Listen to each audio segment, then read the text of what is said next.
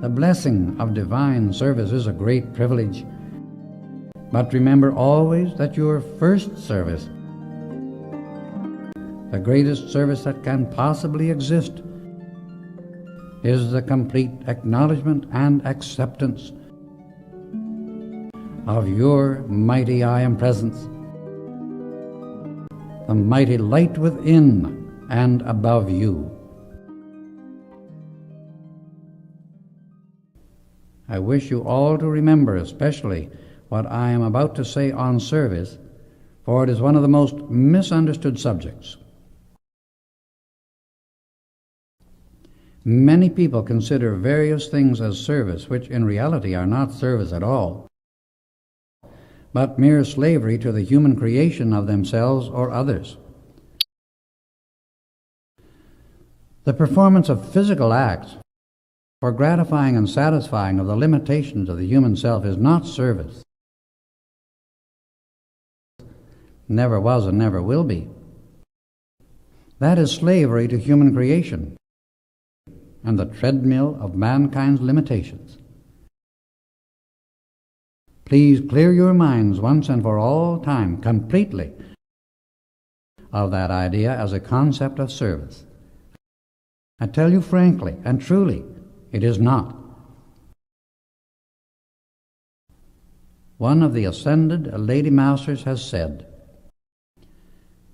"The first service for any of mankind is praise and adoration of the God Self, the great Master within each individual, in thus fixing the attention of the outer mind on the only giver of anything good we can ever receive. It raises the outer mind into the full acceptance of the supreme conquering power, anchored within the human form which, after all, is divine. If, in man's service to man, he fail to hold his attention fixed on the supreme source of love, wisdom, and power, then he has failed in that service to a large degree.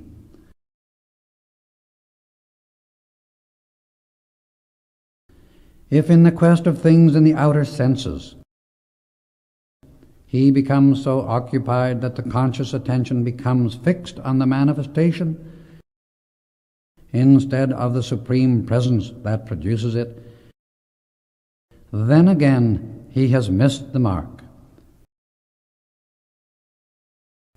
Again, if in man's great desire to serve, the overwhelming desire to serve his fellow man causes him to neglect to keep his attention fixed on the Supreme Producer, then that service too has failed to a large degree.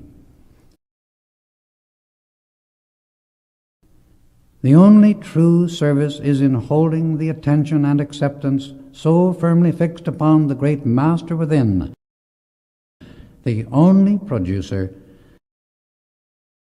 that the outer mind becomes so filled with the inner presence that naturally each activity of the day becomes, without considering it, the perfect divine service of the moment. Then the great Master within, the mighty I Am Presence, is always conducting the outer activity until the entire action becomes perfection expressed. The outer self, until fully awakened, has periods in which it unknowingly wants to strut its vanity and abilities over its fellow men. This always invites a shock of some kind to shake up the outer self until it becomes aware of what it is doing. Then it wildly looks about for its source of power, which it has either forgotten or willfully pushed aside. For in our compulsory choice and the use of the free will, this great Master within will not intrude itself unless welcomed and invited joyously to do so. I say joyously because the more joy we can put into the acceptance of the mighty indwelling power the quicker manifestation follows.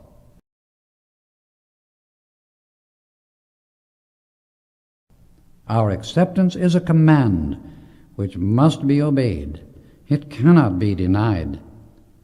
The attention and acceptance must be held long enough, firmly enough, and steadily enough until the shell of the outer self is completely shorn of the idea that it has any power of its own. The outer mind cannot argue against the fact that all the energy it uses comes from the great presence within, no matter how that energy is applied. Never let any desire for service deprive you of the needed time, undivided, to fix your attention and acceptance on your great Master within,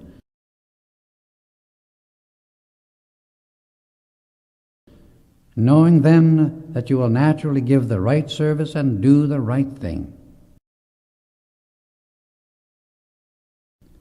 This is the law of true divine service, which says forever to the personal self, "Thou shalt have no other gods before me." This is the whole of the law applied.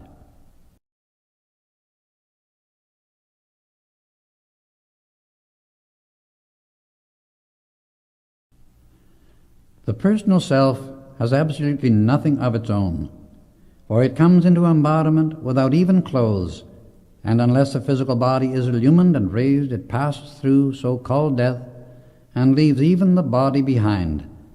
So the personal self really owns nothing. It cannot deny the fact that all it has is loaned to it by the great Master Presence, no matter how much it misuses the marvelous gifts of life.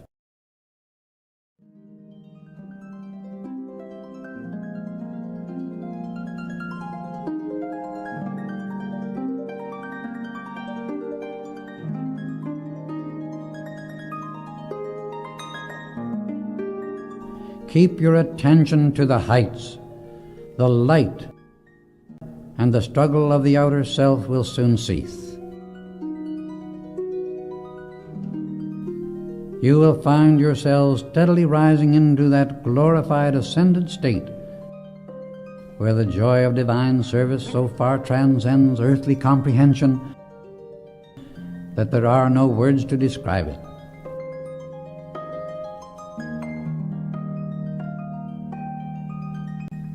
Footnote: this instruction concerning service was originally given forth by one of the Lady Masters, also known as Nada, who raised her body 2,700 years ago and who does very transcendent work for the humanity of this earth,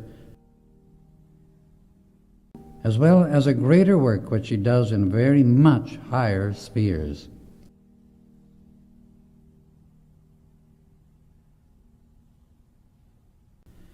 It was Saint Germain's request that it be put into the magic presence at this point, for he gives it to all his students, and has placed it here that everyone who reads this book may have the benefit of her radiation, as well as his own, and profit thereby.